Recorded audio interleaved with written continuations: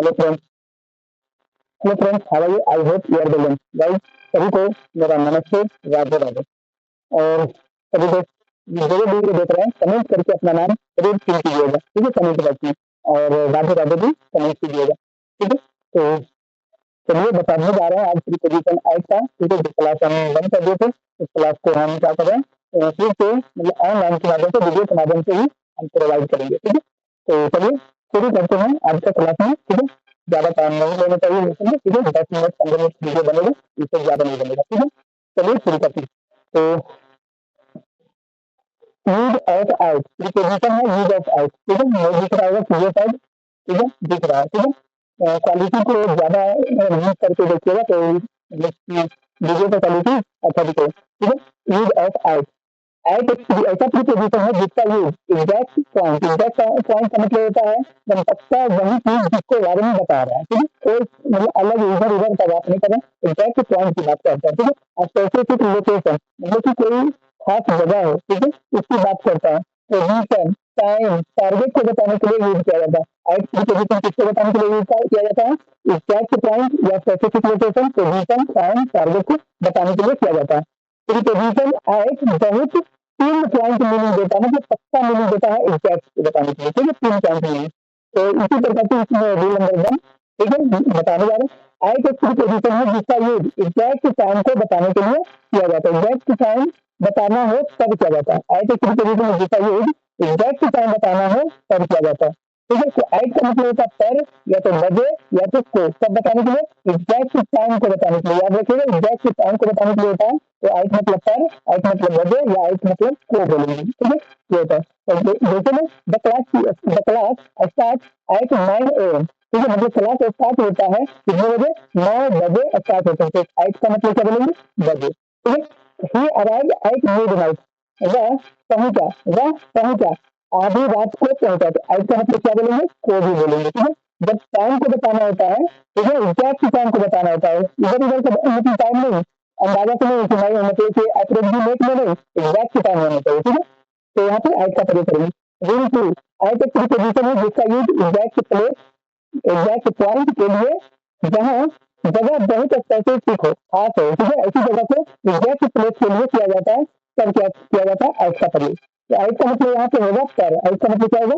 पर। याद रखिएगा, एग्जैक्ट प्लेस या पॉइंट को बताने के लिए एकदम यही है, एग्जैक्ट टाइम के लिए यही है, एग्जैक्ट प्लेस के लिए यही है। एग्जैक्ट प्लेस के लिए आएगा तो एट का मतलब बोलेंगे पर, ठीक है। He is at the door, मतलब कि वह दरवाजे पर है, मतलब कि दरवाजे के हम पूरे बीच में है, ठीक है ना, अंदर है ना बाहर है, एग्जैक्ट दरवाजा पर है, मतलब कि होता है, ठीक है। इसके बाद एट का मतलब क्या बोलेंगे? पर। He is at the door. He waited sorry he waited at the bus stop, मतलब कि वह इंतजार की है कहाँ? बस स्टॉप पर। एट का मतलब पर बोलेंगे, ये प्लेस को बताने के लिए एट का प्रयोग करेंगे, ठीक।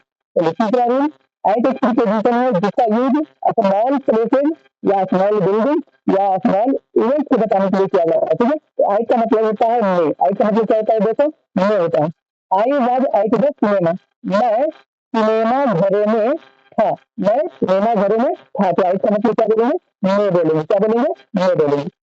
अगला example, she is at the airport, वह एयरपोर्ट में था, वह एयरपोर्ट में था, ठीक है। वह एयरपोर्ट में था, तो इसका मतलब ये बोलेंगे तब मतलब स्मॉल प्लेसेज हो, स्मॉल बिल्डिंग हो, या स्मॉल इवेंट, कोई काम हो, कोई वर्क हो, तो ऐसा मतलब ये बोलेंगे, ठीक है। दे डांस एट द वेडिंग, है ना, ये इन लोगों ने डांस किया किसमें?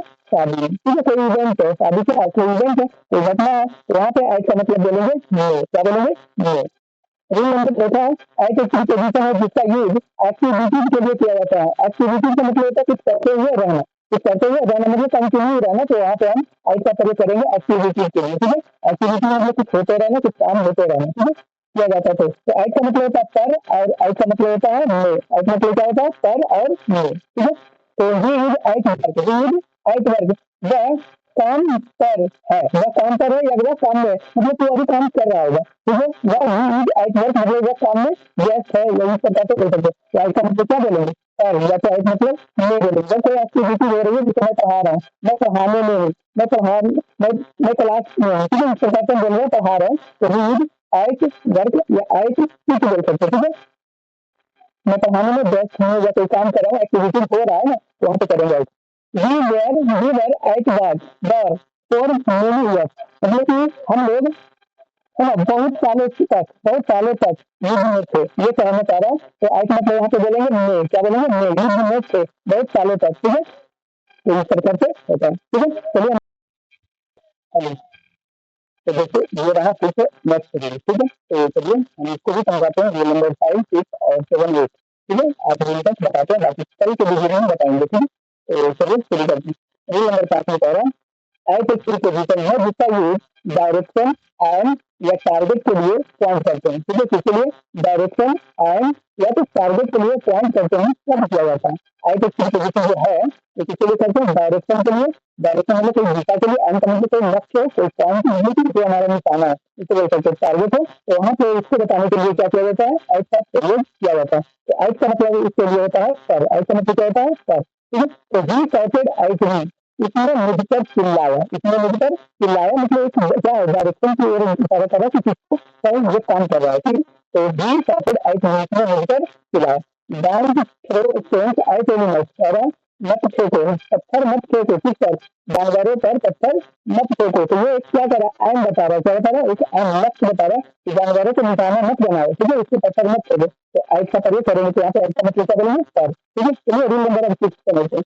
एट एक प्रीपोजिशन है जिसका यूज स्पीड, रेट या मेजरमेंट को बताने के लिए किया जाता है। स्पीड मतलब होता है मतलब कि तेजी, ठीक है। रेट का मतलब होता है प्राइस और मेजरमेंट का मतलब होता है मापन। तो नापने के लिए भी हम एट प्रीपोजिशन का प्रयोग कर दे। तो एट का मतलब होता है सर, एट का मतलब क्या होता है? सर, ठीक है।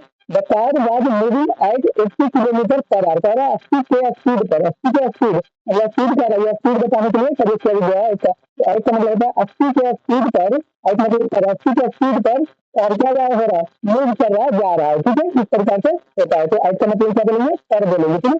अगला है ही वाइड राइस, इसने चावल खरीदा, है ना, वह चावल खरीदता है ना। एट मतलब क्या बोलेंगे यहाँ पे? पर, क्योंकि खरीदने क्या होता है? रेट के लिए, प्राइस के लिए हम बात कर रहे हैं। तो 40 रुपया पर केजी, 40 रुपया पर केजी पर चावल खरीदता है, ठीक है। The fan runs at full speed, मतलब कि जो पंखा है वह फुल स्पीड पर क्या करता है? घूमता है। तो एट का मतलब क्या बोलेंगे? सर। रन का मतलब यहाँ पे घूमने के लिए सेंस में लगाया गया, रन इसका मतलब घूमना। The fan run at full speed मतलब कि पूरे स्पीड पर घूमता है, ठीक है। तो ये है रूल नंबर 6 और रूल नंबर 7, ठीक है। इसको उतार लीजिएगा, कॉपी में नोट डाउन कर लीजिएगा, ठीक है।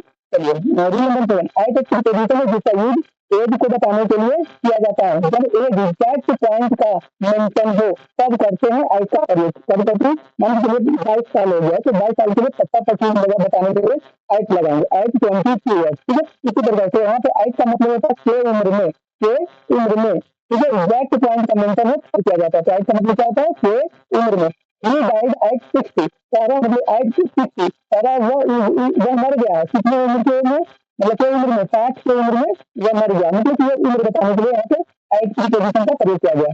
ही लर्नड डांस एट 10, मतलब कि वह डांस सीखा है, वह डांस सीखा है 10 साल की उम्र में डांस सीखा है, मतलब इसका उम्र कितना था? 10 साल और डांस सीखी है, ये बता रहा है। तो यहाँ पे एट का मतलब क्या बोलेंगे? के उम्र में। ही बिकेम सीईओ एट 30, मतलब कि वह बन गया है, सीईओ बन गया है कितने की उम्र में? 30 की उम्र में, मतलब 30 साल हुआ था तब ये सीईओ बना, ठीक है। इस प्रकार से एट का प्रयोग हम करेंगे। चलिए रूल नंबर 8 में देखते हैं।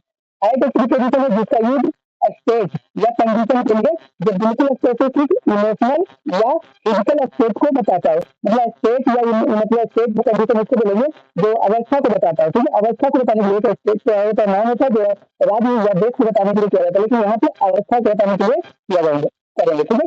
तो स्पेसिफिक इमोशनल या फिजिकल स्टेट को बताता है तब किया जाता है, ठीक है। जैसे कि कोई फार्मर है या तो मतलब कि मतलब फील करने वाला चीज है, ठीक है, तब करेंगे ऐसा प्रयोग।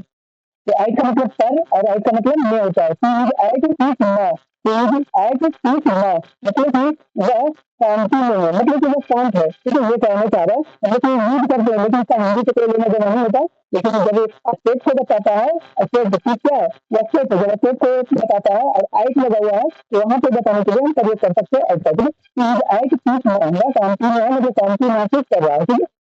ही वाज एट रिस्क, वह रिस्क पर है, तो या तो रिस्क में है या खतरा लिया हुआ है, मतलब इस प्रकार से तो रिस्क में रहेगा तो भी आपका प्रयोग करेंगे, ठीक है। या तो ही वाज नहीं बोल सकते, वह खतरा था लिखना हो जाएगा, तो यहाँ पे रिस्क में, वह खतरा में था, मतलब रिस्क में था, ठीक है, बोल सकते हैं। तो ऐसा मतलब ये भी क्या है, स्टेट को बताने के लिए करेंगे, पर या मैं बोल सकते हैं the country is at war, ठीक है। The country is at war मतलब कि देश जो है क्या है, युद्ध पर है या तो युद्ध में है, ठीक है, अभी युद्ध चल रहा है, इस प्रकार से बताने के लिए एट का प्रयोग करेंगे। तो स्पेसिफिक इमोशनल होना चाहिए, ठीक है, स्पेसिफिक मतलब कि नॉर्मली होना चाहिए, एकदम खास होना चाहिए कि ये चिंता की बात है या कोई चीज की बात है, तो हम पॉइंट बताने के लिए, ठीक है, तो यहाँ पे स्टेट को बताने के लिए एट का प्रयोग करेंगे, ठीक है। तो यहाँ तक रहा, ठीक है। अब अगले क्लास में, कल का क्लास में मतलब कल का वीडियो में फिर आएंगे, ठीक है। तो तब तक के लिए धन्यवाद।